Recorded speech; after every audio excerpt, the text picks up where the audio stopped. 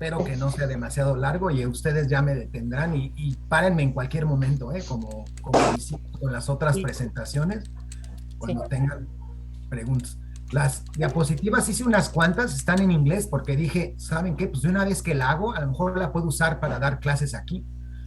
Yo normalmente lo que doy es un curso a nivel doctoral, donde en todo un semestre estudiamos los algoritmos que les voy a explicar ahorita, pero ahorita los que les voy a explicar son algoritmos o procesos que se usan o métodos numéricos que se usan para hacer diseño óptimo, pero se los voy a explicar a súper alto nivel sin irme a detalles. Uno de ellos se los voy a explicar un poquito más y los demás nada más se los voy a explicar así con palabritas, explicarles más o menos cómo funcionan para que se den una idea. So, el primero, que es uno bastante común, se llama algoritmos genéticos. Y algunos de ustedes a lo mejor ya han escuchado hablar de ellos, pero vamos a verlos un poquito a detalle. Pues dejen poner las diapositivas estas. Entonces la idea es que en ingeniería y en muchos otros dominios tenemos que hacer optimización. En este caso me voy a enfocar en lo que yo hago aquí seguido, que es el diseño óptimo. Y muchos de los algoritmos que usamos copian a la naturaleza.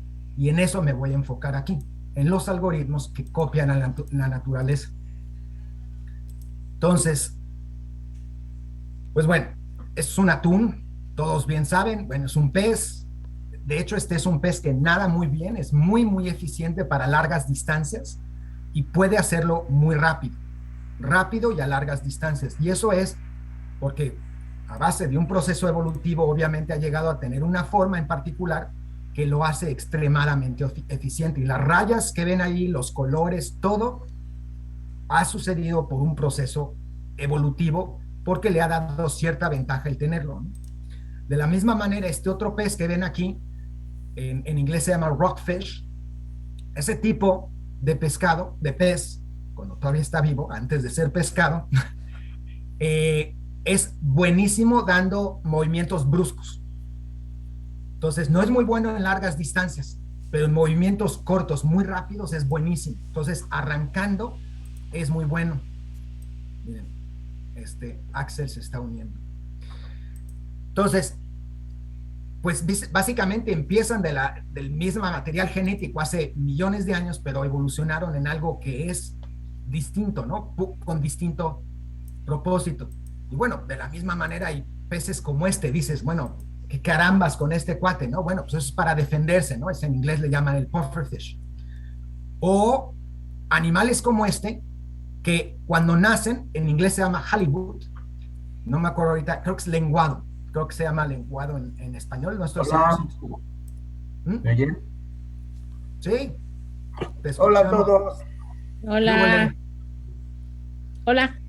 Estoy aquí ¿Cómo en la estás? playa. Ah, mira, nada más. Onda. Aparece la playa.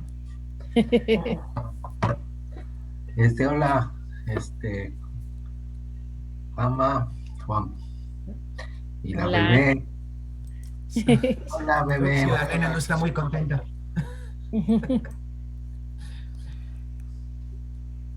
Sí, prosigue. Sí, bueno, entonces es que lo interesante de este pescado, que no estoy tan seguro que sea el nombre del lenguado, pero es muy parecido. Este pez nace y nada, cuando es joven, nada normal, igual que todo el resto de los peces, pero una vez que se hace adulto, se van al fondo del mar y se deforman de modo en que, no sé si logran ver, los dos ojos del pez están arriba y la boca se está medio torcida. Entonces, básicamente el lado del pez se convierte en la parte de abajo del pez. Entonces, tienen unos procesos muy interesantes que no nada más es cómo nacen, sino es un proceso también cómo crecen. Entonces, la idea es, muchos de los algoritmos o algunos de los algoritmos que les voy a enseñar usan un proceso evolutivo. Entonces, el proceso evolutivo, tal como se entiende hoy en día, es, en general, hay muy pequeños cambios. A veces son cambios que ni son percibibles, que no se pueden percibir, pero que a ciertos grupos les dan una ventaja. Y es esa ventaja, a razón de tener una ventaja, digamos, que les es más fácil con los amigos del liceo. Comer un tipo de comida en particular que está en ese entorno. Bueno, pues como les es más fácil, porque tienen la mandíbula más fuerte, entonces pueden comer un erizo. Bueno, hay muchos erizos en esa zona, entonces si tienen la mandíbula más fuerte, van a crecer más fuertes y cuando sea tiempo de procrearse, bueno, se van a procrear y sus hijos van a tener esas ventajas, ¿no? Entonces, el proceso evolutivo que conocemos comúnmente, ¿no? Entonces, esos algoritmos, hay algoritmos hoy en día que copian esos procesos evolutivos. Se llaman evolutionary algorithms, algoritmos evolutivos, básicamente. Y hay varios tipos de algoritmos evolutivos. Los más comunes es el que mencioné hace un rato, de que dije algoritmos genéticos, usan un proceso evolutivo que es de tipo darwiniano, que es más o menos lo que expliqué hace un momento, que es ciertos individuos, en cada generación hay varios individuos, cada individuo tiene distintas características físicas, que en general se le llama eso un fenotipo, es algo que está en la genética, pero que se puede ver, que se puede interpretar, que se puede medir, digamos, a eso se le llama en general un fenotipo. Entonces, y esos fenotipos que les dan una cierta ventaja, les permiten sobrevivir más que otros, ¿no? Y otra cosa también muy interesante en los procesos evolutivos, en los procesos darwinianos, es que cuando estos grupos están aislados, aunque tengas los mismos el mismo material genético aislado, eventualmente se crea otra especie que a lo mejor explota algo en el ambiente que la especie original no estaba explotando. Entonces eso es también muy interesante porque no nada más es una especie, pero de una sola especie se pueden crear variantes, y obviamente si eso lo extrapolas a muchos años, bueno, estas especies pueden variar muchísimo. Más o menos simultáneo a Charles Darwin, de hecho, un poquito anterior a Charles Darwin, había un señor, un naturalista francés que se llamaba Jean-Baptiste Lamarck, y muchos otros de esa época creían que las características aprendidas, es decir, que si yo como humano aprendía a sumar 2 más 2 y luego me procreaba, mis hijos aprendían a sumar, ya nacían sabiendo de alguna manera el 2 más 2. Entonces, eso hoy sabemos que no es necesariamente cierto. Por otro lado, lo que sí es cierto es que la sociedad evoluciona de una manera lamarckiana, es decir, como sociedad, lo que aprendimos en la generación anterior lo podemos usar y explotar en esta generación, y podemos crear cosas nuevas y se utilizan en las generaciones siguientes.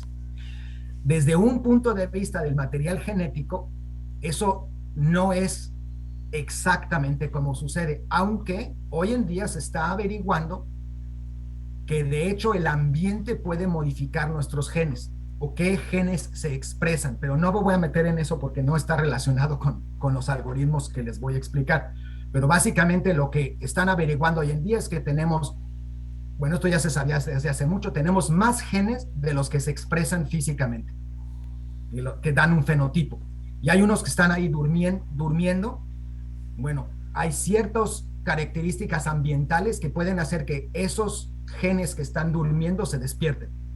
Y entonces de esa manera tus crías tengan características que solo se crearon gracias a que tú aprendiste algo durante tu vida. Es un concepto medio extraño, pero bueno, relacionado al sistema lamarckiano es una cosa un poquito cercana a eso, obviamente no tan a profundidad o no tan trivial como el hecho de que si aprendo 2 más 2, mis hijos saben hacer el 2 más 2, ¿no? Eso no es posible, ¿no? Ahora, en diseño usamos optimización, usamos el diseño óptimo. Entonces, ahorita primero les estoy explicando el proceso evolutivo, ahora un poco el proceso de diseño para poder unir las dos cosas en lo que son los algoritmos que se usan para hacer optimización. Entonces, en el diseño, les pongo aquí un ejemplo con aviones. Entonces, todo el mundo puede relacionarse con los aviones y bueno, pues hay aviones que se ven así medio raros, ¿no? Pero pues funcionan, tienen cierto diseño, ciertas características que los hace funcionar mejor que otros, ¿no? Y hay aviones que son realmente así medio extraños, ¿no? Algunos de estos que ven en la pantalla nada más son renders, ¿no? No son reales, son conceptos, incluyendo este, ¿no? Dicen, bueno, este es un concepto de un avión simulando un ganso o algo así, ¿no? Bueno, eso está medio ridículo, obviamente no existe esto, nada más es un render. Pero como diseño, lo interesante es tratar de encontrar las mejores características de algo, o las características de algo para crear algo que sea todavía mejor. ¿Con qué propósito? Bueno, todo depende qué métrica vamos a usar para decir que es mejor. Entonces, ahora, regresando a un avión común y corriente, como el del Lacho, ahora que gana tanto es bitcoins y demás, pues este es su avión que se lleva a Miguel ahí de copiloto. Entonces, pues bueno, cuando uno diseña un avión, pues yo la verdad no sé mucho de aeronáutica, pero me puedo imaginar que si fuera yo a diseñar un avión, entre las cosas que puedo pensar es primero, ¿para qué voy a usar el avión, no? Entonces, basado en ¿para qué voy a usar el avión? Bueno, a lo mejor lo importante es el tamaño del avión, dependiendo en qué es lo que voy a cargar. Voy a cargar objetos grandes, objetos chicos, voluminosos o pesados. Va a ser un vuelo transatlántico, va a ser un vuelo corto. Y basado en eso puedo decidir, bueno, el tamaño, cuántas motores necesita, va a ser de propela, va a ser de jet, ¿cómo? Pues no lo sé, todo depende del análisis y del diseño, ¿no? Lo que quiero apuntar aquí en estas cosas es que hay muchos parámetros. En un avión como este, el diseño, habría por lo menos varios cientos de parámetros a optimizar. Cada parte puede ser optimizada, cada parte tiene que ser diseñada, cada parte puede ser optimizada. Pues pueden ser millones de parámetros. Pues como ingenieros, en general, nos enfocamos en una parte a la vez y hay alguien que tiene, o un grupo que tiene que fijarse en todo esto en general para poder unir todos los pequeños trabajos de todos los ingenieros en algo más importante. Pero algunos detalles son simplemente el ala, ¿no? ¿Qué forma toma el ala? Cuando digo qué forma, eso es una sección. Si tomas una rebanada del ala, la rebanada del ala cambia todo a lo largo del ala. Puede cambiar. Y cada figura de esa ala, cada sección del ala en sí puede ser optimizada. Entonces, pueden ser problemas muy, muy complejos. Ok. ¿Por qué otra vez? No lo sé. Supongo que la copié y no. Ahí está. Ok. Entonces, cuando estamos haciendo diseño óptimo, tenemos que pensar en qué es lo que podemos variar. Esas se llaman las variables de diseño. Y las variables de diseño puede ser la forma del ala, lo largo del ala. Vamos a hacerlo más fácil. El largo del ala. Pueden ser 3 metros, 4 metros, 5 metros, pero puede ser 3.1 metros, 3.2, 3.3. Es algo que puede variar de manera continua. Pero por ejemplo, los motores, bueno, no puedo poner 2.5 motores, ¿no? O pongo 2, o pongo 3, o pongo 4. Entonces, son cantidades precisas.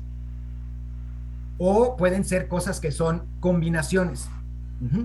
También ese tipo de variables existen. No nada más de que puedes tener cantidades, pero pueden ser combinaciones. Es decir, puede ser una combinación de una forma triangular con una forma circular. O pueden ser dos formas triangulares o dos formas cuadradas. Entonces, el chiste es que pueden ser también combinaciones. Y la idea es, todo eso se puede meter en una especie de medición. Haz de cuenta que cuando medimos distancia, pues medimos un flexómetro. Y para medir algo que es más grande, pues decimos el flexómetro o el metro tiene que ser más grande o más chico. Bueno, para hacer diseño óptimo tenemos que hacer lo mismo, pero tenemos que encontrar esa métrica. Entonces, por ejemplo, para un avión, ¿cuál es el avión más eficiente? Es decir, ¿cuál es el avión que me da más kilómetros por litro? Puede ser. O que puede cargar más el Antonov, ¿no? De estos aviones rusos que son gigantes, que tienen que cargar más peso, ¿no? No son necesariamente muy eficientes, pero pueden cargar cargas muy grandes, ¿no? Entonces el chiste es que hay que definir una función que me diga un diseño. La propuesta de Horacio está aquí, la propuesta de Hama está aquí. Entonces tú dices, ah, no, pues esta propuesta de Hama es mejor que esta, entonces voy a seleccionar esta. Entonces tú de alguna manera, los algoritmos de optimización tienes que cuantificar lo que quieres diseñar con una sola cantidad, algo que te diga, esto es bueno o no es bueno, esto es mejor o no tan bueno como el otro. Entonces básicamente, y eso se llama la función objetivo, y eso viene, ahorita van a ver, cuando empecemos a hacer la optimización. Y hay restricciones, no voy a brincar esto porque no es muy importante. Solo imagínense que la manera en la que qué tan bueno es un avión está definido en dos parámetros, en un parámetro X y en un parámetro que digamos que este es Y en la otra dirección. ¿Qué parámetros son? A lo mejor es lo largo y el ancho del avión. Y lo que estamos midiendo es el consumo de combustible. Entonces, entre más ancho esté en una dirección o menos ancho en otra dirección, la eficiencia, es decir, la inversa de esto, cambia. Es decir, entre menos combustible gaste es mejor. Entonces, si nada más esto lo estoy optimizando, es tan fácil como echar una pelotita, y es casi lo que se hace en optimización numérica. Pones una pelotita virtual, digamos aquí, sí logran ver mi mouse, ¿no? Entonces, si ponen una pelotita aquí y la sueltan, pues la pelotita, ¿dónde va a caer? Bueno, pues eventualmente va a terminar en el hoyo más bajo, ¿no? Y entonces, si ustedes le tienen un GPS a la pelotita, pues ya pueden saber en dónde terminó la pelotita. En este caso es un caso trivial, la solución sería en 0x y 0y es el mínimo, ¿no? Muy fácil. Y no importa en dónde tiren la pelotita siempre va a terminar en el mismo sitio. Obviamente se va a tardar en llegar ahí, pero va a llegar hasta el fondo. Y lo más interesante es que hay procesos numéricos que hacen casi exactamente eso. ¿Ok?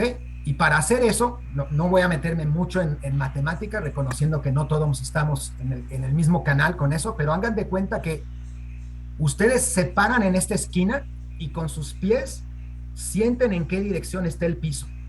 Y si yo les digo baja, no tienen que pensarlo dos veces, sus pies les están diciendo en qué dirección tienen que ir hacia abajo, ¿no?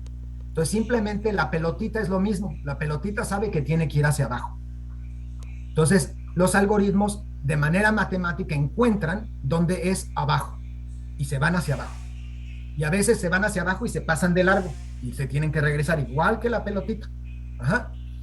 Y entonces hay algoritmos que son buenos y hay algoritmos que no son tan buenos. Ahora imagínense que esa función de XY, en este caso la imagen que encontré no es X, tiene la variable teta 0 y teta 1, pero pongan que es X y Y. Pero es esta función que estamos tratando de minimizar. Esto que ven aquí es el consumo de combustible. Entonces, obviamente, los picos que están aquí, esos no son buenos, ¿no? Eso gasta mucho combustible. Este pico de aquí gasta mucho combustible. Lo que quieren encontrar, lo que yo quisiera encontrar es este punto aquí, que es el que está más abajo, ¿no? Este que está aquí no es tan bueno, pero ¿qué creen? Si yo suelto la pelotita aquí, pues la pelotita va a terminar del lado derecho. Si yo suelto la pelotita un poquito más del lado izquierdo, pues va a terminar del lado izquierdo. Y aquí no se ve, pero aquí no hay otra solución, pero en este lado hay otra solución más. Entonces, para lograr encontrar las soluciones, las mejores soluciones, los mejores diseños, se tienen que utilizar algoritmos globales, se llaman, optimización global. El anterior es local. Los locales son muy buenos cuando solo hay un mínimo. Los globales son mejores cuando hay varios mínimos. Entonces, ¿cuál es la conexión entre la primera parte de la plática y esta? Bueno, los algoritmos evolutivos que les voy a enseñar son para hacer optimización global. No nada más es para hacer optimización global, no usan la información de sus pies, es decir, la pendiente no la usan. Usan otras cosas para llegar a encontrar un punto mejor. Usan un sistema evolutivo. Entonces, voy a tratar de explicarles uno que otro sistema algoritmo evolutivo. De hecho, es uno en particular, que vamos a expandir un poquito más, nada más para que sepan la mecánica de ese. Y luego nada más con palabras les voy a explicar otros 2, 3 algoritmos que no necesariamente son evolutivos, pero que copian a la naturaleza. Entonces, para esto voy a mostrarles 3 términos muy importantes, que son un proceso determinístico, un proceso estocástico y un proceso heurístico. Los 3 procesos son esencialmente distintos. Un proceso determinístico es un proceso que siempre va a obtener exactamente el mismo resultado. Si yo empiezo en A, voy a terminar en B. Si yo empiezo en C, a lo mejor voy a terminar en D, pero siempre que empiece yo en C, voy a terminar en D. Ajá. Entonces es un proceso que no depende del tiempo, simplemente depende de dónde empezaste. Y punto. A diferencia de eso, un sistema estocástico, que es lo mismo que decir un sistema aleatorio, es decir, que depende de probabilidades, depende de números aleatorios. Es decir, bueno, pues a lo mejor sopló el viento más a la derecha que a la izquierda, entonces termina el avioncito volando, el avioncito de papel vuela más hacia la izquierda que a la derecha, pero hacia dónde está volando el viento es un proceso totalmente aleatorio, ¿no?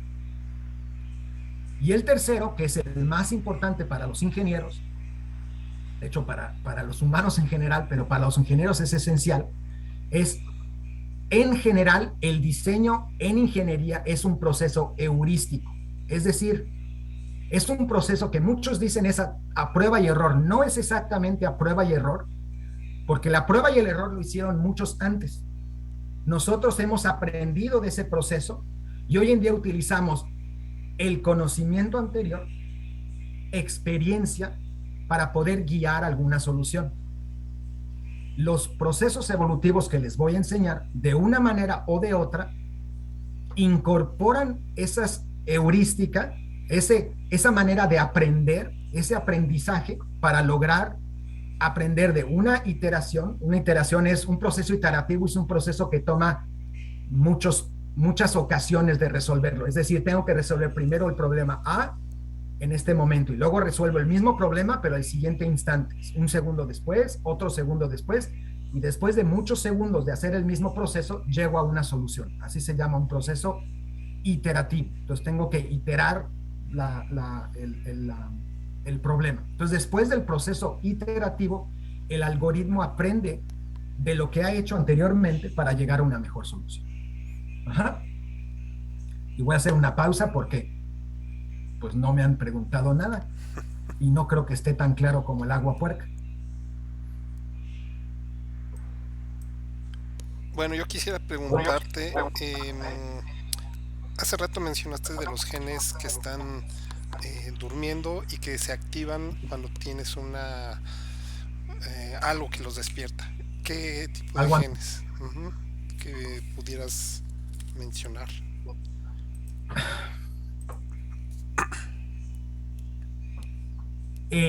No me lo sé todo al detalle en cuestión biológica. Ajá. Porque eso es una cuestión, primero que nada, es algo muy nuevo que han estado averiguando en los últimos, es algo que lleva nada más como 10, 15 años, el proceso. Lo que sí les voy a explicar en un momentito, un detalle de genes que se le llaman a veces genes recesivos. Entonces, la información genética que contiene cualquiera de nuestras células es mucho más allá de lo que tú ves, mucho más allá. Hay mucha información que creemos que no sirve de nada, pero no es cierto, porque hay cierta información que eventualmente se puede usar para algo. Entonces, te voy a dar, a lo mejor es un buen momento para darte el ejemplo. Ahorita es al principio de la revolución industrial, en el sur de Inglaterra había un tipo de ¿cómo se dice? Palomilla. Un tipo de palomilla que le llamaban la palomilla blanca. Entonces, no, perdón, la palomilla negra. Le llamaban la palomilla negra. El chiste es que, perdón, la palomilla blanca le llamaban. Sí, tengo que hacer bien la historia, porque si no, no sirve.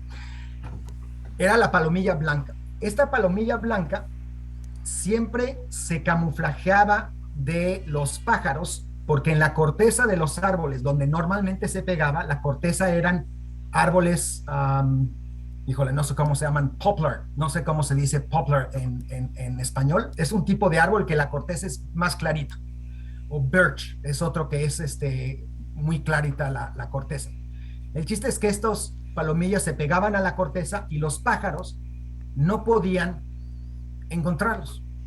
Y nadie nunca se dio cuenta de que de vez en cuando salía una palomilla negra, pero nadie se dio cuenta de eso. ¿Por qué? Pues porque los pájaros se comían la palomilla negra enseguida, ¿no? El chiste es que cuando sucedió la revolución industrial,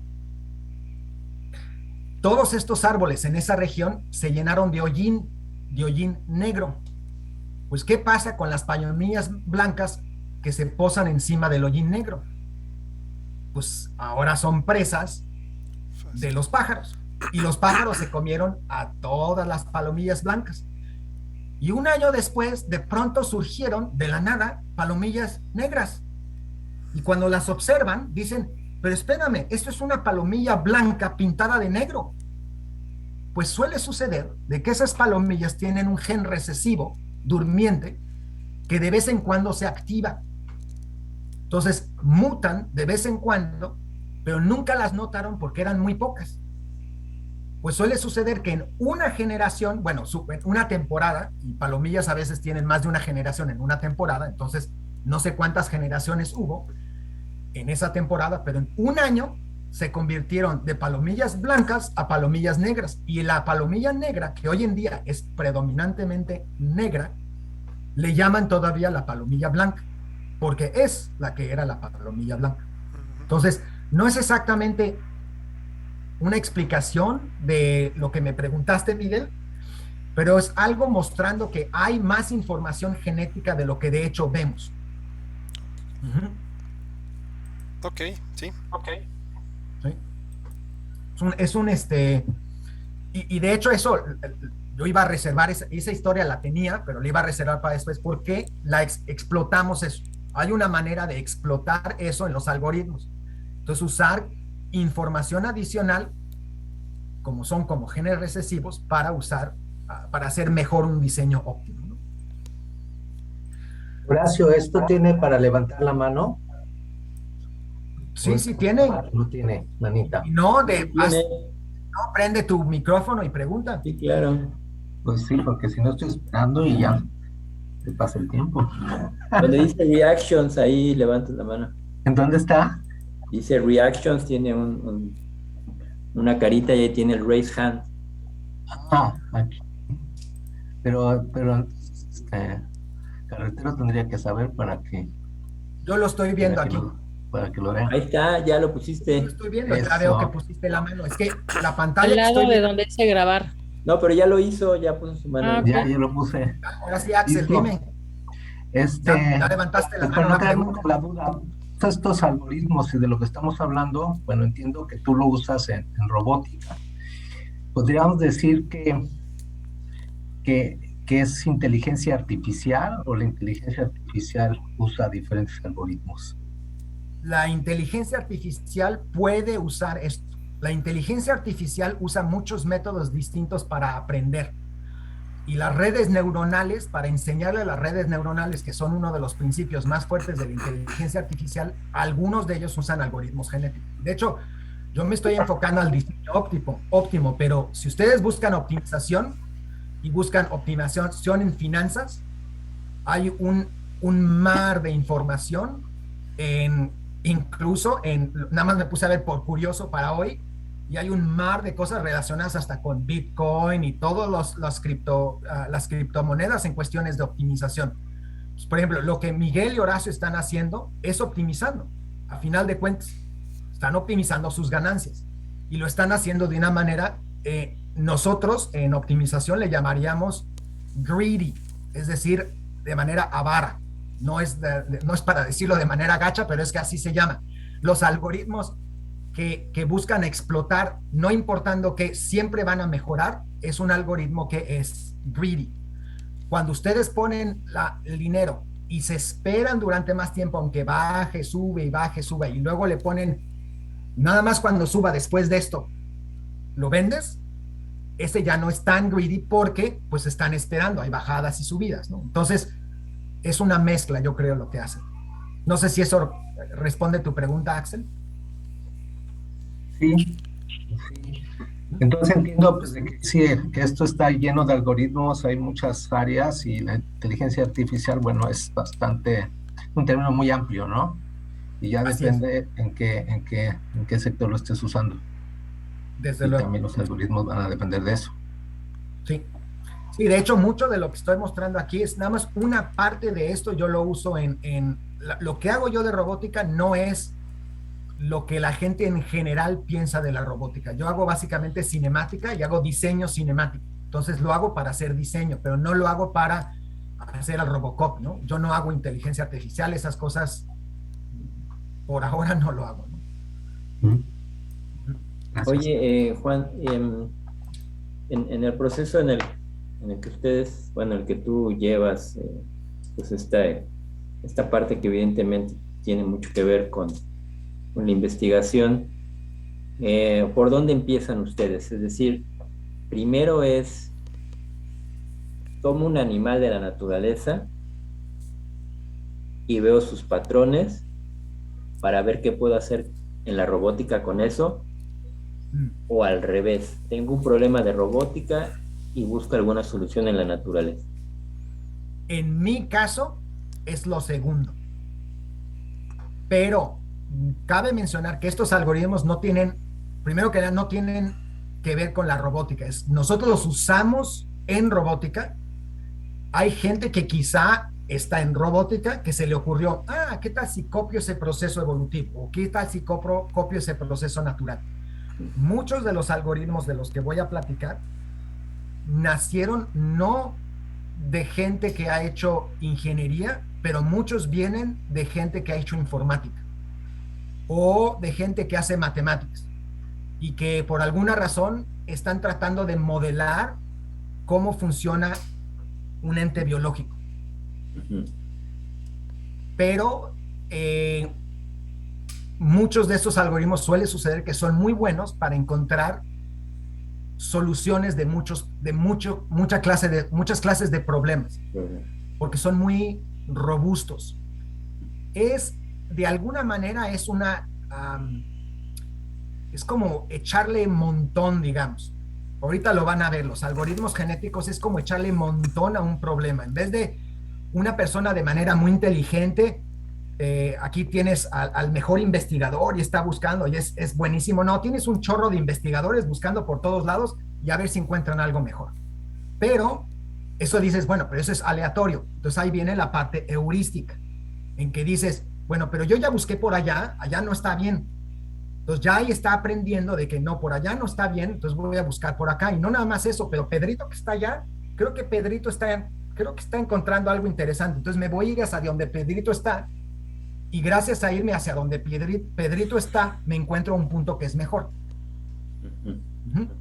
Okay. Y eso suena muy tonto, pero así es como funcionan muchos de los algoritmos. Les voy a mostrar uno que hace un paralelo a cómo funcionan los grupos de aves, los grupos muy grandes de pájaros o de peces en el agua, igualito funciona.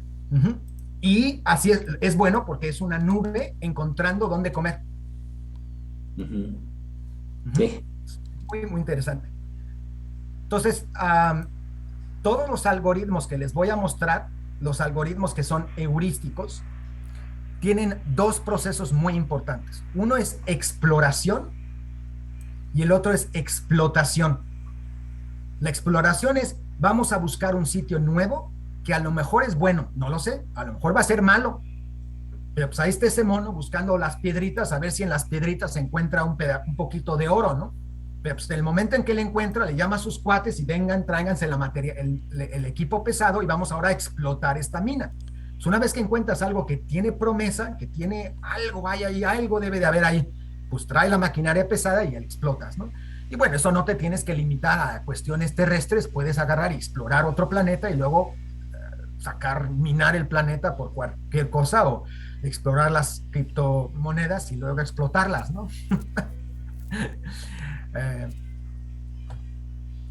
Entonces vamos a empezar ahorita con el primero de estos algoritmos, y todos estos que están en esta pantalla está todo relacionado con los algoritmos genéticos. Entonces estoy combinando con un algoritmo, les voy a explicar cómo funcionan los algoritmos evolutivos. Esta es otra diapositiva, es otra presentación, pero me voy a ir directamente a la parte que quiero mostrarles. Aquí está.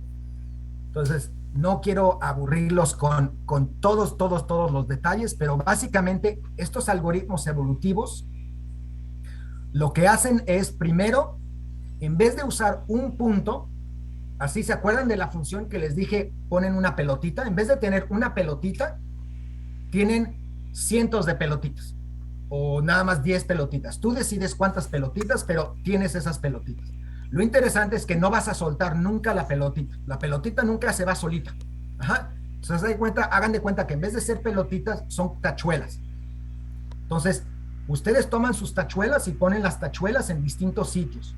A la hora de ponerla, estás lo que se llama evaluando la función. Estás diciendo en dónde está la tachuela, qué valor comparado con las otras tiene esta tachuela. Entonces, tienes que poder comparar en dónde estás. Entonces, recuerden, en algún momento mencioné que estos procesos evolutivos funcionan con un sistema evolutivo darwiniano. Y si se acuerdan, las palabras más comunes que se escuchan de Darwin es la supervivencia del más fuerte. El más fuerte. Aquí la clave es la palabra más. Entonces, es decir, los algoritmos genéticos, en vez de encontrar el mínimo, volteen la función, están tratando de encontrar la cima de una montaña. ¿Ok? Nada más minimizar, es decir, encontrar el mínimo, es lo mismo que encontrar el máximo. Lo único que tienen que hacer es voltear la montaña, el valle, conviértalo en una montaña. Ajá. Entonces nada más lo voltean y están encontrando la parte más alta. Entonces, la tachuela que esté lo más alto posible es la mejor. ¿Claro? Entonces tengo 16 tachuelas, la que está más arriba es la más fregona. Ok. Entonces, una vez que evalúas en dónde está la tachuela, lo siguiente es, toma de manera aleatoria, pero con una probabilidad mayor, las tachuelas que están más altas son mejores. Entonces, a las tachuelas que están más altas, déjalas que se reproduzcan más. No sé si entienden el concepto. Lo que vamos a hacer es, vamos a crear personitas de las tachuelas. Cada tachuela se le vamos a llamar un individuo. Estos individuos, entre más alto estén en este cerro, mayor probabilidad van a tener procrearse. Las que están más hasta arriba se procrean, y la que está hasta abajo tiene una probabilidad muy baja de procrearse. ¿Y cómo se hace eso? Se hace de manera relativamente sencilla. Ahorita me regreso a esta parte, nada más estaba yo explicando lo de la selección. Me voy a ir a la selección directamente, ya que me brinqué a eso. Aquí está. Entonces ahora imagínense que tienen, vamos a rebajar el tamaño del problema, vamos a poner 6 tachuelas. Y cada una de las tachuelas tiene un pedacito de es un pastel. Entre más grande es tu pedacito del pastel, o de esta ruleta, pues más probabilidad tiene de que cuando gires la ruleta, te toque a ti, ¿no? Entonces, bueno, pues a mí me gustaría estar en este pedazote que está aquí, ¿no? Este tiene como, no sé, como 120 grados. Y este pastelito que está aquí, bueno, pues tiene un segmento muy chiquito. El punto es que este elemento que está del lado, que está más grande, tiene mayor probabilidad de procrearse que el que está del lado derecho. ¿Entendido? Entonces ahora giro 6 veces como tengo 6 individuos, giro la ruleta 6 veces. 1, 2, 3, 4, 5, 6. Y cada vez que toque uno, nada más lo guardo en un lado y digo, en la primera vez que tocó la ruleta, fue el fregón que tenía mucho, ¿no? Pero pues la segunda vez, pues que no tenía tanto, que nada más tenía 90 grados, pero también quedó. Y lo hago 6 veces. Entonces, si se fijan, si hago así 6 veces, puedo tener la gran suerte de que 6 veces esté el mejor. O puedo ser muy desafortunado y 6 veces, sí, tuve muy mala suerte y 6 veces le tocó al más malo de todos, ¿no? Pero si lo veo como función del tiempo, en realidad va a estar distribuido con una mayor probabilidad a los que tienen mejor, más pedacito del pie que los otros. Ahora, ¿qué relación tiene esto con la genética? Bueno, la relación que tiene con la genética es la siguiente. Cada uno de estos individuos en los algoritmos genéticos, en vez de llamarlos tachuelas, les llamamos individuos, y en vez de decir que tienen unas coordenadas X y Y, recuerdan que era un plano X y Y y luego encontramos en la función, no lo llamen X y Y, le ponen unos y ceros, lo codifican en binario. Y entonces con ese código binario hacen un código genético. Pues eso que ven ahí es el cromosoma que representa a un punto. Y está hecho de unos y ceros, en donde los primeros 5 genes, y usamos exactamente ese lenguaje, los primeros 5 genes representan la coordenada X1 y los siguientes 5 genes representan la coordenada X2. Combinados representan a un individuo. ¿Ok? Entonces, esos individuos que son las tachuelas que dijimos, ahora están representados como material genético, con genes, unos y ceros. Ahora lo que vamos a... nada más para que recuerden, no sé qué hice, que me salí. Ok. Entonces, si se acuerdan, en algún momento hablamos del fenotipo.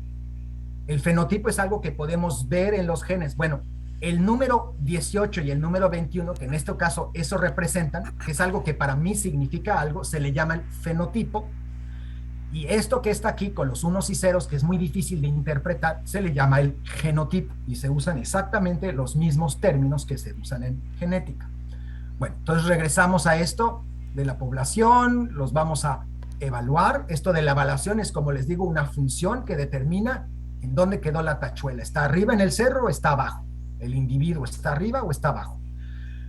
Una vez que lo seleccionamos, ese grupo que seleccionamos, que se le llama el grupo que se va a procrear, the mating pool, vamos a tomar del mating pool 2 de ellos completamente al azar. Pero es al azar, pero recuerden, es el grupo que ya fue seleccionado basado en que eran buenos. Entonces, de los buenos que fueron seleccionados, al azar vamos a tomar 2. Y ahora vamos a jugarle a Dios. Vamos a tomar el material genético, que del 1 y del 2, vamos a coger un exacto, un cuchillo, vamos a partir el material genético en 2 y vamos a repartirlo. Entonces, la primera parte del... Están todas mezcladas mis diapositivas, perdón, debería de haber hecho esto antes. Ok, ahí está, con eso. Ahí está. Entonces, los 2 pedacitos en verde los voy a juntar y con eso hago el primer hijo. Entonces, los primeros genes de este y los siguientes genes del otro. Noten, donde lo corto es completamente aleatorio. Es decir, no partí primero X1 y luego es X2. ¿Recuerdan que la mitad del material genético era X1 y la otra mitad era X2? No, aquí corto en donde se me la da. De la misma manera, el material genético restante creo el segundo hijo. Y esos son ya los hijos. Y esa ya es la generación siguiente. Falta un proceso. Recuerdan que hablé de exploración y explotación. Este proceso se le dice que es de explotación, porque está explotando el material genético anterior. Porque si se recuerdan, P1 y P2 fueron seleccionados porque tenían material genético superior. Entonces, estamos tratando de que no se pierda el material genético bueno, entonces estamos conservando. Entonces, hay un proceso que resta, que es, bueno, pues de vez en cuando yo quisiera ir a explorar, porque si empiezo con material genético muy malo, ¿en qué momento voy a obtener algo bueno? Entonces, el siguiente proceso es un proceso de mutación. Perdón, en el proceso perdón, yo levanto. Tengo una duda. Tú mencionas que hay 2, bueno, se seleccionan los 2 mejores. De los 2 mejores creas los hijos, vamos a llamarle. de- ¿Es posible volver a regresar a tener, digamos, los papás, los genes ideales? Eh, si hago, la respuesta es posible 100%. Digo, Puedes por regresar a la tener. pureza Hay de... versiones, hay versiones muy distintas de estos algoritmos. Literalmente hay miles de versiones de estos algoritmos.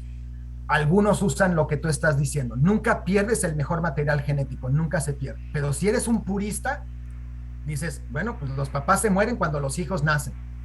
Entonces se pierde ese material genético. Pero la ventaja es que el material genético de los hijos contiene parte, y es la cosa, estás apostándole a que la parte que tiene el material genético de los hijos es la mejor parte de los papás, pero no siempre es así. Ok. Es correcto, ¿Sí? Miguel, es por eso que si se cogen los dos mejores, pues se mejora la raza. Ok. Ahora ya estás usando mis palabras. Así crecí, así me enseñaron a coger las cosas y no agarrarlas. En la casa, cada vez que decíamos agarrar, nos decían, pues, ¿qué agarras? ¿Que no te has cortado las uñas? Ya se puso rojo Lacho. Sí, mi Exacto. mi abuelo lo decía así, lo importante en la vida es saber qué escoger. De elegir, por supuesto, no, Eh, no piensen mal. Y esa puedes poner el espacio en distintos sitios en esa palabra, exactamente. Bueno, entonces lo interesante del el punto siguiente es cómo encontrar una manera de explorar. Bueno, se hace con una mutación. Entonces, para la mutación lo que haces es escoges en una sola palabra un gen de manera aleatoria y lo cambias. Entonces dices, bueno, ese gen que ahorita es 0, lo voy a cambiar a 1. Entonces, eso si lo convierten al fenotipo, es básicamente están moviendo el punto a otro lado, ¿no? Están de manera aleatoria moviendo al punto a otro lado. Ahora lo que tienen que pensar es que esto no se hace con 6 puntos, esto se hace con 100, con 1000 puntos. Y el material genético no tiene nada más 10 genes, a veces tiene 200, 300, 2000. ¿Por qué? Pues porque puedes estar diseñando un avión y para representar todos los parámetros del avión necesitas cientos de variables y cada una de esas variables necesita docenas de genes. Ajá. Bueno, y ahí le dejo esa parte. ¿Alguna pregunta hasta ahora? Que, aunque sea de semántica, Horacio, no te preocupes. No, está muy interesante. Sí, es un tema complejo. Al rato nos va a hacer Bueno, examen, ¿eh? Erika. sí, hay que estar muy abusados porque sí, Ya vi que levantaste la mano, Axel, adelante. sí, Eres el único civilizado, los otros nada más hablan, no levantan la mano. sí.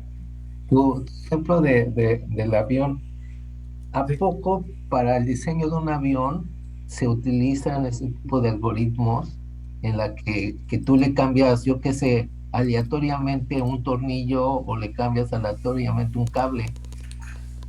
Es O que es no nada es, más un ejemplo que no se usa para los aviones? es- estoy usando un ejemplo, pero la respuesta es sí, sí se usan y sí usan algoritmos muy raros. Pero lo que traté de explicar en algún momento, a lo mejor no fui muy claro, no es totalmente aleatorio. Ese último proceso que mostré es aleatorio para explorar. Entonces imagínate que ese gen en el cromosoma del avión, imagínate que es una variable que dice qué tipo de rodamiento vas a usar en la llanta frontal de la derecha. Entonces puede decir, bueno, pues puedes usar un rodamiento de valeros o puedes usar un rodamiento de agujas. Entonces cuando lo evalúes te va a decir, bueno, usar el rodamiento de agujas es bueno, usar el rodamiento de bolas es mejor. Sí ves más o menos la relación. Es básicamente cambiarle algo al avión, pero no siempre es totalmente aleatorio. ¿Por qué? Usando ese mismo concepto, no sé si ustedes tengan, ya sé que no todos son ingenieros, sino mucho menos necesariamente mecánicos, pero un rodamiento de bolas tiene bolitas. Entonces, en un círculo hay pelotitas de acero. Ajá. Y esos rodamientos son muy buenos para soportar cargas no nada más en una dirección, pueden soportar cargas limitadas en otra dirección. En cambio, los rodamientos de agujas, hagan de cuenta que ponen muchas agujas juntas, pero agujas grandotas, cilindros, son cilindros y siempre los cilindros están girando en una dirección. Esos rodamientos son buenísimos para soportar muchas cargas muy grandes laterales. Entonces, suponiendo que me entendieron o no me entendieron, no importa. Vamos a suponer que hay dos cosas distintas. Una es mejor que la otra. Ese gen que decía los valeros de los rodamientos de bolas no fueron buenos. Ya lo probamos 5 veces. 5 individuos tenían rodamientos de bolas y todos eran malos. El algoritmo no tiene que decir este es malo, este es malo, este es malo, y fue por eso. Lo único que tiene que hacer es evaluar la función objetivo, que es, en inglés se le llaman fitness function. Tiene que decir qué tan bueno es. De alguna manera el parámetro dijo, ese no es bueno. Pues, ¿qué creen? Cuando llegan a la selección, esos elementos, esos individuos van a quedar hasta abajo del cerro. Entonces, nunca van a ser seleccionados. Entonces, como no van a ser seleccionados, ese material genético se pierde, que es, en ese caso, algo bueno. ¿Puede volver a generarse ese material genético nuevo? Sí, de manera aleatoria. Ajá. Pero lo más probable es que si se vuelve a generar de manera aleatoria, pues es el que estaba relegado, el que estaba feíto y pues no se reprodujo porque estaba feíto, ¿no? Porque no era bueno. Entonces eventualmente se vuelve a perder. Pero como es, los que son buenos van a procrearse y van a estar ahí en la siguiente generación. Supongo que eso ya explica un poquito mejor responde un poquito mejor tu pregunta, Axel.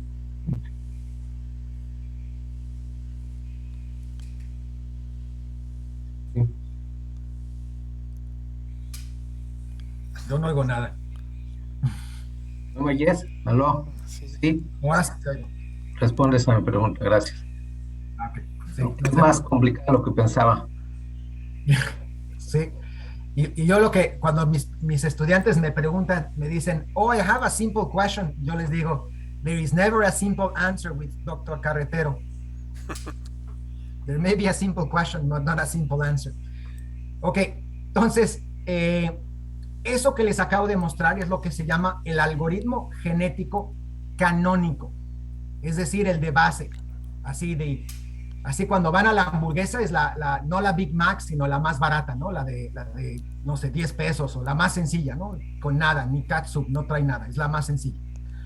Ahora, hay otros algoritmos, y por eso les mostré el sistema evolutivo lamarckiano, que lo que hacen es que, además de poner todas las tachuelas, cada tachuela puede sentir el piso y puede dar un paso.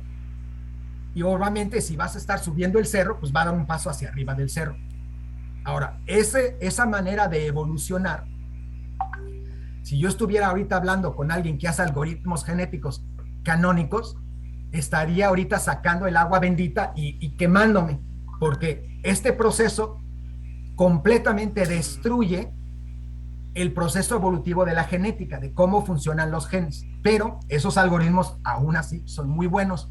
Y yo no soy purista, yo hago, pues, ¿cuál sirve mejor? Pues a mí dame el que sirva, no me importa si sea puro o no sea puro, ¿no?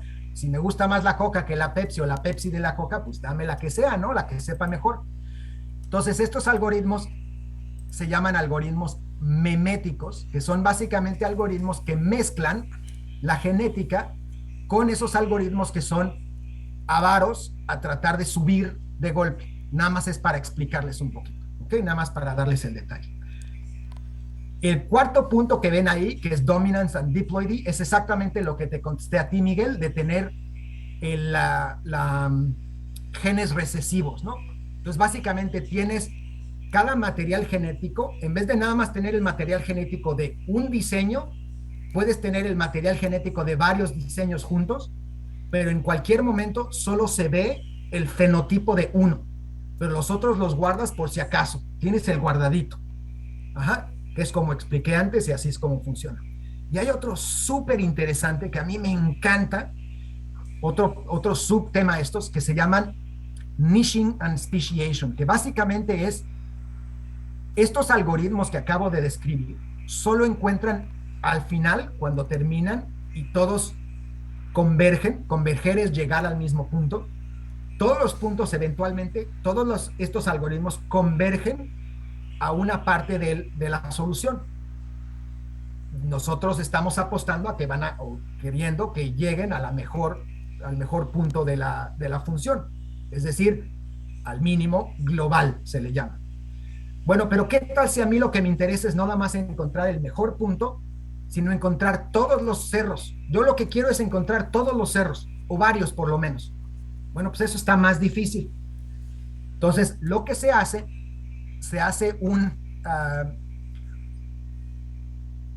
me encanta una analogía, me encanta esta analogía. Hagan de cuenta que estamos todos juntos, somos bien primitivos, tan primitivos que lo único que comemos son plátanos. Y estamos en un cerro donde hay 100 árboles de plátano y nosotros somos 150. Bueno, pues a final de cuentas, entre los 150 vamos a tener que compartir 100 plátanos. Entonces, estos algoritmos que usan, crean especies, básicamente les dicen a algunos de esos individuos que están compartiendo, pues son retegandallas, y les dicen, no, camarada, aquí este arbolito es mío. Tú te vas para allá, y le dan una patada. Casi literalmente es una patada. Ajá. Entonces, todo esto que le estoy escribiendo suena muy crudo, pero es muy parecido a eso. Obviamente, una patada de manera numérica es básicamente a un vector, le sumas un vector y lo mueves, lo empujas a otro lado. Ajá. Y no lo empujas de manera totalmente aleatoria. ¿Cómo? Da lo mismo. El chiste es que lo empujas a otro lado.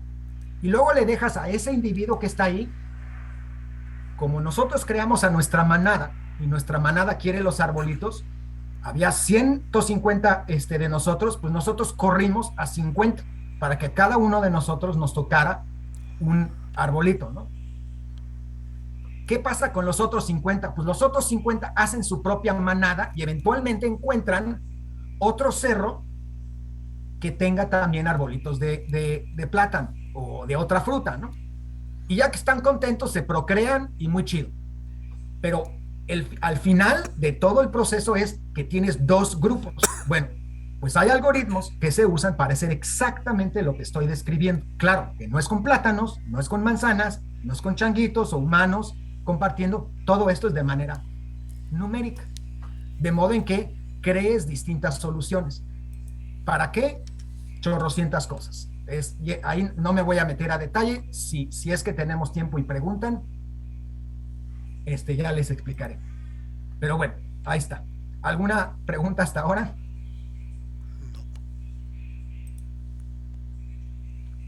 Ok. Entonces, para el siguiente aquí, les voy a explicar ahora otro algoritmo. Los que hablamos hasta ahora es algoritmos genéticos que funcionan en general, están bajo un techo o bajo un grupo que se le llaman algoritmos evolutivos. Este también es un algoritmo evolutivo, pero funciona muy distinto. Al igual que los algoritmos genéticos, que se llama Particle Swarm Optimization, usa un grupo de puntos. Entonces, no son nada más una que otra tachuela, usa muchísimas tachuelas. La diferencia es que, no sé si se acuerdan, pero en el algoritmo genético, las tachuelas solo se encontraban en el momento que se iban a meter al cuarto oscuro y a procrearse. En ningún momento, solo en el momento de procrearse, compartieron material genético o información. En este algoritmo es muy distinto. En este algoritmo es casi exactamente lo que pasa con los grupos así de pájaros. Es decir, si ustedes se van a una zona de estos pájaros, vamos a describir esta zona en la parte noreste de la foto, ¿no? Bueno, estos pájaros no están viendo a estos pájaros que están en la zona suroeste de la foto. Quizá de vez en cuando le echen un ojo, pero en general están viendo a los que están cerca de ellos. Entonces dicen, bueno, pues si este cuate se fue a la derecha y ese también a la derecha y ese otro a la derecha, pues yo también me voy a ir a la derecha. Entonces todos se van hacia la derecha. Entonces van actuando de manera de grupo, pero así como se van moviendo, están haciendo un sampleo del espacio. de todo el área de trabajo. Es decir, ahora imagínense esos, están en su milpa, y a esos les gustan los maíces, y a mí se me olvidó quitarle las mazorcas a una zona ahí de mi milpa. Pues si uno de estos pajaritos lo encuentra, no los va a llamar a los otros. La diferencia es que no les tiene que decir vengan, los otros lo ven. Entonces dice, Pedrito que está allá, algo debe de tener de interesante, pero no todos lo están viendo, solo algunos que están cerca lo ven. Y entre más se vayan acercando, más densa se hace esa nube. Y entre más se acerquen, atraen a más. Y es exactamente igual que funciona. Ahora, eso que describí es explotación. Es decir, estamos explotando la información que ya había. ¿Cómo es la exploración en este caso? ¿Cómo llegó Pedrito a la mazorca si todos los demás estaban del lado derecho? Todos los peces, todos los pajaritos estaban de un lado. ¿Cómo llegó ahí? Bueno, pues a las partículas se les imparte inercia, y así se les llama, igual que los pájaros tienen inercia cuando se están moviendo, y una cosa que no suena muy natural, se les pone, en inglés le llaman craziness, es decir, que están medio loquitos. Entonces, a cada pajarito que tiene inercia, cuando se está moviendo, no se puede detener, se tiene que seguir derecho, y además le impartes de manera aleatoria que se siga un poquito más, a ver si encuentra otro punto mejor. Y tal como suena, este algoritmo se puede escribir en 10 líneas de código, más o menos. Y es de los algoritmos de optimización más poderosos que existen. Es impresionante. Y tiene la ventaja de que no usa la información del gradiente. No voy a meter en ese detalle, pero lo que se refiere es que numéricamente no es muy pesado. Es decir, no se tarda mucho en utilizarse. Ese es otro algoritmo, Particle Sort. Hay gente que le hace analogía a en vez de usar pajaritos, usa una escuela de peces. A mí me gustó esta foto, encontré una de una escuela de peces, pero esta foto me encantó. Luego hay otra que se llama Ant Colony Optimization. Nuevamente estamos viendo algoritmos que hacen algo que hace la naturaleza, que lo hace muy bien. ¿Qué hacen bien las hormigas? Las hormigas hacen muy bien encontrando comida. Son buenísimas. Pero ¿por qué encuentran comida las hormigas? Porque son un chorro. Porque son un chorro y son, por naturaleza, están explorando todo el tiempo. Pero lo interesante es que no exploran totalmente a la mensa. Y eso que hacen, hace lo poderoso que son. Entonces, no sé si sabían esto, pero las hormigas, cuando van caminando, cada X número de pasos, no sé cuántos, ponen su nalguita en el piso y depositan una gotita minúscula de feromonas, muy pequeña. Vuelven a caminar tanto y vuelven a depositar otra gotita minúscula. Es realmente minúscula la gota porque son muy chiquitas, ¿no? Sus antenas están adaptadas a sensar estas hormonas, detectan estas hormonas. Entonces, ¿qué pasa? Ahora imagínense, vamos a poner en un río, vamos a poner dos puentes, uno largo y uno corto. De un lado del puente están la casa de las hormigas, ¿no? De un lado del puente está la casa de las hormigas, del otro lado del puente está la comida. Y en un puente lo hicimos bien largo y el otro lo hicimos bien corto. Eventualmente, ustedes saben, si les ponemos aquí 1 kilo de azúcar, la van a encontrar. No importa qué hagan, las hormigas la van a encontrar. Eventualmente, todas las hormigas van a ir por el más corto. Y no es aleatorio. Entonces, originalmente, de manera casi aleatoria, encontraron el azúcar. Pero ¿qué pasó? Ahora imagínense que las feromonas se evaporan. Entonces, cuando van caminando, depositan una gotita. Caminan, depositan otra. Caminan, depositan otra. Para el momento en que depositaron la tercera, la primera ya no huele mucho. Pero la última todavía huele. Entonces, ahora imagínense, llega la segunda hormiguita.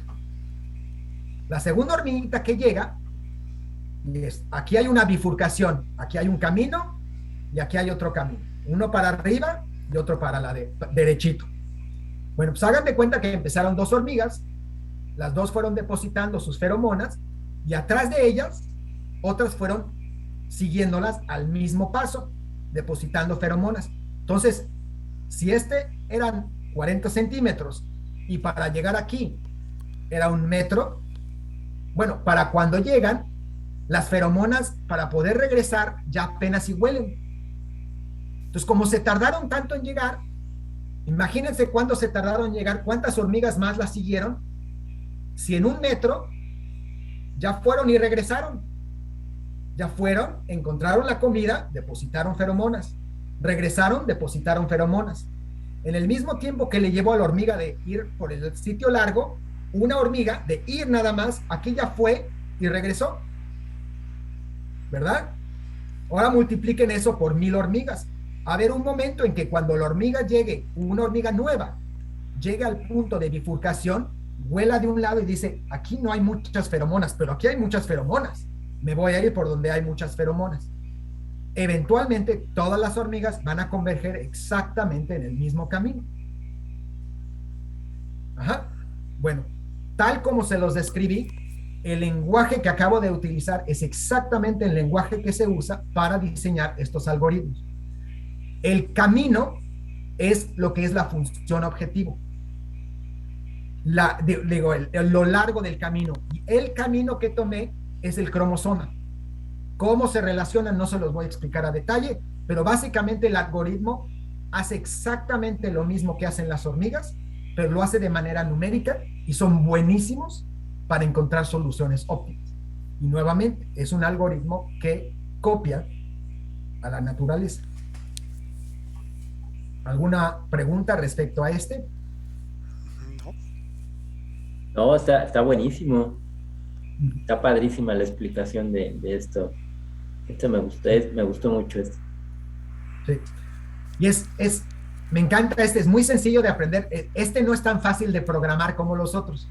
El anterior dije como en 10 líneas, este es como 200 o 300 líneas de código puedes codificar esto. Es muy interesante. Oye, Juan, ¿y qué lenguaje utilizas para la programación? Yo uso MATLAB. ¿Cuál, perdón? MATLAB. Depende del tipo de hormiga, ¿no? Sí. Las hormigas canadienses entienden Java, las de México, ¿cuál entienden? C, C++. No, yo uso, lo que pasa es que yo más que nada lo que hago es validación de conceptos. Para la validación de conceptos no necesitas código que corra demasiado rápido. MATLAB no es muy bueno para ser rápido, pero desarrollar el código, escribirlo, es rapidísimo. Entonces usamos MATLAB. Y postprocesar la información en MATLAB es muy sencillo. No sé si lo conoces. ¿MATLAB? No. Miguel. Nosotros lo usábamos. No sé. El que Haz de utilizo cuenta sería que Python, pero no el otro. pues, lo que ves que MATLAB es un software de análisis numérico que es carísimo. Sí. Y normalmente la gente no lo compra, las universidades lo compran, compañías grandes lo compran. Hay alternativas gratis que se llama Octave, pero es el mismo lenguaje. Es un lenguaje interpretado, no es un lenguaje compilado, pero desgraciadamente es muy lento. Pero como dije, tiene unas librerías enormes, tal como el Python. El Python no es tan buen lenguaje, de hecho. El Python lo estamos utilizando mucho hoy en día, pero no es muy rápido, porque es un lenguaje interpretado, no es compilado. Entonces, para hacer código rápido, yo no lo haría en Python, yo lo haría en C o C++, esos son más rápidos. Yo ya no me meto en Fortran, eso ya es de la época de las cavernas, ¿no? Aunque, bueno, en la facultad yo aprendí Pascal, pero desde la facultad no lo uso. Bueno, el siguiente que les voy a enseñar es uno que se llama Simulated Annealing. No simulator, y simulated annealing. Typo. Emergency, typo. Simulated annealing. Ok. Entonces, ¿Qué es annealing? En español se le llama recocido. Ahora, la advertencia es, este no sigue un proceso biológico, sigue un proceso físico. O sea, en algún momento estamos hablando de procesos físicos y biológicos. Este es un proceso físico, no biológico. Entonces, el proceso de recocido en metales es básicamente cuando ustedes toman un metal, bueno, puede ser, no nada más es metal, es cualquier material, pero en general se hace para los metales. Si ustedes toman un metal y lo meten a la forja es decir, lo calientan, y luego con un martillo muy grande le pegan, le dan la vuelta, le pegan. Lo que está pasando ahí es que están creando microestructuras dentro del material que lo hacen muy frágil. Entonces, hagan de cuenta que queda adentro, así como resentido, dice, ay, me pegaste, entonces no estoy contento, queda así todo. Entonces lo que haces es que lo metes al calor, lo metes a un baño sauna y lo tranquilizas. Entonces es casi eso, lo metes al baño, pero al baño sauna bien calientito, y como está bien caliente, así que estaba bien apretado, se relaja y se relaja. Entonces todos los esfuerzos internos que tiene el material se relaja. El proceso siguiente es el más importante. En vez de sacarlo y meterlo en aceite, que es tratar, o aceite o en agua, que es darle un tratamiento térmico, imagínense que estás aquí bien calientito y estás moviéndote y de pronto te congelan, te quedas así, ¿no? No quieres que se congele el material muy rápido. Entonces lo que haces es que lo enfrías muy lentamente, muy lentamente lo enfrías, de modo en que las moléculas del material lleguen a un proceso que hagan de cuenta que se pone en su silla, se sienta, se relaja y todo queda bien. Entonces, ese proceso que se llama el annealing o el recocido se puede replicar de manera matemática. ¿Cómo lo puedes hacer? Lo que haces es que, imagínense, tienen un punto, la tachuela que les estaba yo hablando, y estás tratando, en este caso, este algoritmo minimiza, lo que está tratando de minimizar es la energía que está utilizando el sistema. Es decir, está tratando de llegar a un nivel donde está cómodo con muy poca energía. Entonces lo que haces es que cuando lo metes al aire caliente o a un horno, lo mueves muy rápido, lo mueves por todos lados y lo pones a explorar. Entonces, al principio se está moviendo como loco, explorando por todos lados. Pero como se va enfriando, tiene una probabilidad, entre más se enfría, tiene una probabilidad menor de moverse a un sitio que no sea tan bueno. Es decir, cuando está bien alborotado, así bien caliente, se mueve para todos lados. Y no importa que vaya a perder, se mueve, ¿no? Es como las criptos están bien calientes aquí como las tortillas y todo el mundo las quiere y le meten dinero y todo el mundo alborotado, ¿no? Pero en cuanto se están calmando las cosas, pues la gente ya es como que se calma, ¿no? Entonces, cuando se calman las cosas, la gente solo compra poquito o compra solo cuando les va a ir bien. Entonces, hagan de cuenta que eso mismo, así hay un algoritmo que repite exactamente eso. Es un proceso en el cual hay movimientos muy grandes al principio, casi aleatorios, y en cómo evoluciona con el tiempo, los movimientos, en vez de ser aleatorios, son menos aleatorios, son más chiquitos, y solo los movimientos que son buenos, es decir, que mejoran la función objetivo, que mejoran el diseño, son diseños que se aceptan, los demás ya no se aceptan. Ese se llama simulated annealing. Entonces, en vez de copiar un proceso biológico, es un proceso físico. Al final de cuentas, mi título era aprendiendo de la naturaleza, ¿no? No nada más de los sistemas biológicos. Este es un sistema físico. ¿Alguna pregunta sobre este?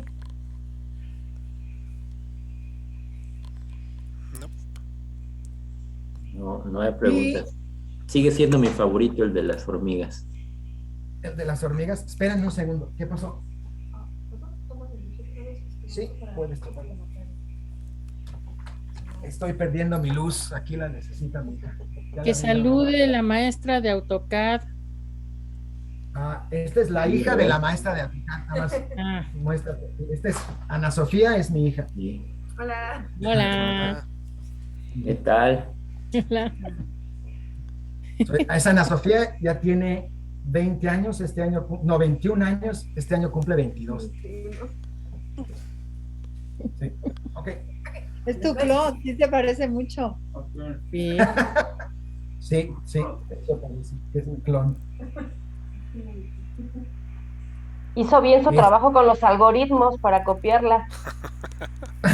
Sí, No, ella es no, artista. no hubo nada aleatorio. Bueno, por lo menos hubo un gen aleatorio ahí que fue distinto. X versus Y. Eso sí fue distinto. Vale. ¿Y para qué se utiliza este último? Se me hizo el más complicado. El Simulated Annealing se usa, déjame regresarme, para cosas financieras, por ejemplo, se usa mucho. Es cuando necesitas algo en caliente. Perdón, Es cuando necesitas algo en caliente. Ese es el que usas. las cosas financieras. No, de hecho, para los que lo he visto más es para problemas que se llaman combinatorios. Es decir, que tienes que tener una combinación de cosas. No es una variable continua que tienes que variar el largo del ala de 1 metro a 2 metros y encontrar algún número entre 1 y 2 que sea bueno. Un problema que es muy común en esto es uno que se llama el Traveling Salesman Problem, que es básicamente alguien que es un vendedor que tiene que visitar, digamos, 10 ciudades. ¿Cómo visitar las 10 ciudades usando la distancia más corta y visitarlas todas y visitarlas una vez? Eso es un problema muy, muy común que se resuelve con este tipo de algoritmos y se resuelve bastante eficientemente. Wow.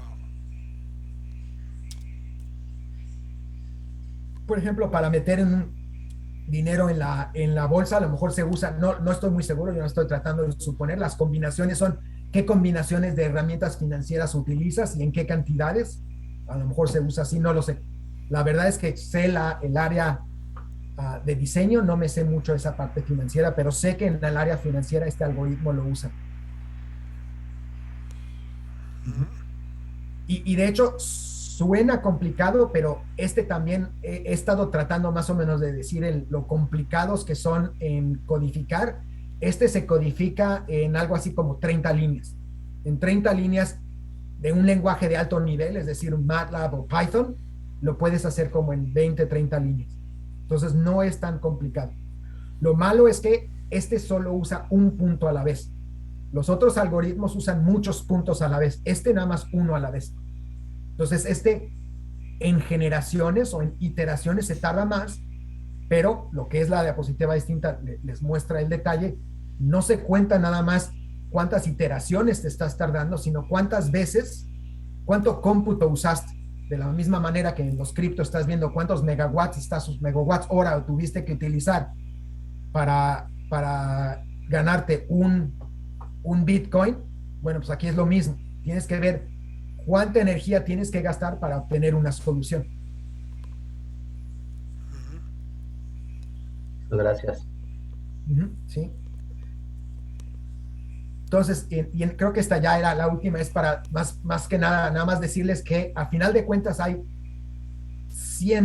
literalmente hay cientos de algoritmos y muchos de ellos tienen muchas variaciones. El algoritmo genético, que es algo que yo empecé a aprender durante mi doctorado, que lo usé como parte de la solución del problema que yo estaba buscando, me encantó, me apasionó al punto que me pasaba días y días leyendo más información hasta que mi supervisor me decía, ya párale, ¿no? O sea, sí está muy interesante, pero pues en algún momento tienes que defender tu doctorado, ¿no? Porque era una cosa muy apasionante eso de que están imitando procesos naturales, ¿no? Y no les estoy dando todos los detalles porque el algoritmo básico es la parte más fundamental de la evolución, pero gente que se mete en estos algoritmos de pronto piensa, bueno, pero el algoritmo original no representa bien cómo funcionan en realidad los cromosomas, entonces yo lo voy a implementar y voy a crear mi algoritmo. Entonces en los 80s y 90s se crearon cientos de algoritmos distintos basados en procesos evolutivos, a causa de que la gente quería hacerlo algo mejor, ¿no? Entonces, a final de cuentas, el que gana, y es lo que representa esta diapositiva, es qué algoritmo vas a usar depende mucho de qué problema estás resolviendo. Como estábamos mencionando, ese de simulated annealing es bueno para problemas que son de combinación. El algoritmo genético es más para variables continuas, por ejemplo. A final de cuentas, lo que tienes que hacer es ver qué algoritmo es bueno, qué algoritmo es malo. Yo en mi trabajo, porque he visto muchos algoritmos, me interesa mucho esa parte del medio. Cuáles son buenos y cuáles son malos. Al punto que, y no les voy a contar todo el detalle de la historia porque es un poco largo, pero encontramos un problema muy grande en un algoritmo famosísimo. Y cuando les apuntamos al problema, como esta gente es muy proteccionista, nos estaban vetando, no querían que publicáramos. Y estábamos publicando diciendo, su algoritmo tiene un problema muy grande. Afortunadamente logramos publicarlo en otro lado y es demostrar que todo depende cómo mides qué tan bueno es un algoritmo. Si yo lo mido de una manera, pues se va a mostrar que es muy bueno, pero si lo mido de otra manera, pues a lo mejor no es tan bueno. Entonces lo que nosotros propusimos no nada más era decirle a estos monos, su algoritmo no es bueno, es para ver si es bueno, aquí hay un método, y lo que publicamos es un método de cómo determinar si un algoritmo de este tipo es bueno o no es bueno. Yo no, personalmente, no he desarrollado al 100% uno de estos algoritmos. Yo, como dije, yo soy un usuario de estos algoritmos, yo no voy a decir que yo los creo, pero como usuario me interesa que sean buenos. Entonces a mí era lo que me interesaba, medir qué tan buenos son. Y ¡tarán! Eso era todo lo que tenía. Wow. Oh, está muy bueno, está está muy interesante, y a mí inclusive a mí se me antojó hacer en alguna clase, programar algo, evidentemente empezando por el más simple, porque creo que es un ejercicio que sería muy creativo y definitivamente divertido para los alumnos, el hecho de copiar un modelo que viene de la naturaleza. Entonces está padrísimo. Pues supongo que muchos compartirán lo que te voy a decir, pero yo te felicito. Esto que nos mostraste, pues lo hiciste ver relativamente sencillo. Yo creo que no todos los términos son fáciles de entender, tú los dominas muy bien, pero el tema en general está fantástico. Entonces está padrísimo, muy padre. Felicidades, muchas gracias. Sí, no hay de qué. Sí, es apasionante, me gusta esto. Sí, me dieron ganas de aceptar tu propuesta de ir a hacer un doctorado allá, ¿o qué? Ah, no, es una maestría, ¿no? Sí, pero que suba el sueldo, sí. Que suba Está ahí. muy interesante. Pero Pues está no le voy a padre. llegar a los salarios del Pemex, ¿eh? ¿Qué?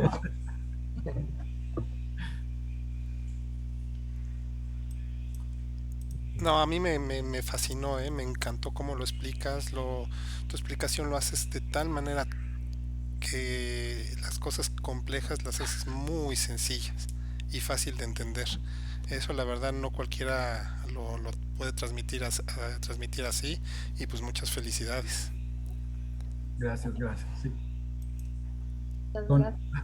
años de depuración. Amigo aquí, matemático, le encantó, ¿eh? Te estuvo escuchando. Ándale, qué bueno, Le gustó mucho. qué bueno, qué bueno. Igual mi hija estaba escuchando, estaba muy atenta. Ah, muy bien. Sí, pues al que esté interesado le puedo enviar parte de los materiales, algunos de estos artículos. Por ejemplo, Horacio, dices que te gustó mucho el de Ant Colony Optimization. Te puedo mandar los artículos esenciales para que puedas replicarlo, ¿no? Sí, ese me gustó, aunque evidentemente empezaría por el más sencillo, que creo que fue el anterior, el de que mostraste el modelo de los pájaros. Particle Swarm. El de Particle Swarm es muy sencillo. Hay otro todavía más sencillo, pero tiene menos relación biológica, que es todavía más sencillo de implementar, que se llama Differential Evolution. Es todavía más sencillo. Creo que te El de quieren los- conocer. Sí. Oh, está escapando. El La de los maestra pájaros. está escapando. Ahora te tienes que mostrar. Oh, no. Sí, ¿qué otro? Sin miedo al Ya le éxito, que se asome. Juan, el de los pájaros, ¿cómo se llama? ¿Qué significa swarm? Me encanta. Swarm es. Ay, caray, ¿qué es Swarm? Es. ¿Gaviota o No. Ganso. Swarm es un grupo de. Es como una escuela de pájaros. como enjambre, como Parvada. parvada? Parvada. Ándale, sí. La parvada de partículas. Sí. Pero swarm no es tanto parvada, sino swarm se le dice normalmente a cuando hay muchas abejas o muchos insectos Enjambre. juntos. Es lo que se llama Enjambre. swarm. Enjambre. Enjambre. Mm. Es enjambre de partículas. Ujú. Ese es muy, muy sencillo de programar y funciona absolutamente de maravilla. La ventaja que tiene el otro que mencioné, que no lo mencioné aquí porque es un poquito más matemático, aunque es muy simple de programar, pero es un poquito más matemático. El differential evolution sí usa el gradiente, un poquito del gradiente, es decir, la información del pie, en qué dirección está la pendiente, la usa, pero no, lo que más es más interesante, no la calcula de manera directa, la calcula de manera indirecta. Entonces ya sé que estoy perdiendo a la mitad, pero los que están interesados, es uno de los más poderosos porque medio usa el gradiente sin realmente calcularlo de manera directa. Entonces es muy, muy poderoso. Entonces, en mis trabajos, el Particle Swarm, el Differential Evolution, lo hemos usado muchísimo, porque son muy fáciles de codificar y son muy, muy poderosos. Y tengo uno de mis Si estudiantes... hacemos un brindis para la foto, entonces ¿cómo? hagamos todo este enlace. Entonces tengo que Brindis. dejar de compartir la pantalla, creo. Ahí está. ¿Y quién es Margaret? Es la Es Juan. cuenta con la que hizo Juan. el Zoom. Soy yo, pero yo no sé cómo cambiar el nombre. ¿Ustedes Pero no saben cómo? sales, Pero pon la cámara, no sales. Permíteme un ponle segundo. donde están los puntitos. Espérame un segundito. Espérame. Déjame salir de aquí. ¿Y quién es Mafer Torres? Eri. Erika. Siempre se pregunta lo mismo. El nombre artístico, ¿no? Mi nombre artístico. Ahora sí, ya aprendí. Es que tengo que apagar las otras Es el cosas nombre para de noche. Ah, exacto. Me tienes que poner mis Coinbase. Mis cripto. A ver, Ok. sonrían. Ya. Yo ya también tomé una. Ustedes supongo que ya tomaron una. Ya. ¿Ya? ¿Quedó? Venga. Pero eso no es justo. Axel está en la playa y nosotros no. Pues consígase una buena foto. Pues sí. Pues eso. Así estuvo. Pues muy interesante, ¿eh? Felicidades. Sí, Es muchas la experiencia que felicidades. tienes. Gracias, enseñando. Juan. Muy bien. No hay de Y qué. muchas gracias, Juan, muy interesante. No hay de qué. Y ahora la próxima semana le toca a Juan, ¿verdad? Udorovich. Ah, sí, sí. Yoga o no sé qué, ¿no? Algo así, respiraciones, ¿no? Eso es Sí. lo que dijo, sí. Qué padre. Respiración. Ujú. Y respiraciones, por eso decía que sin comer 2 horas. Ah, ¿no era esta?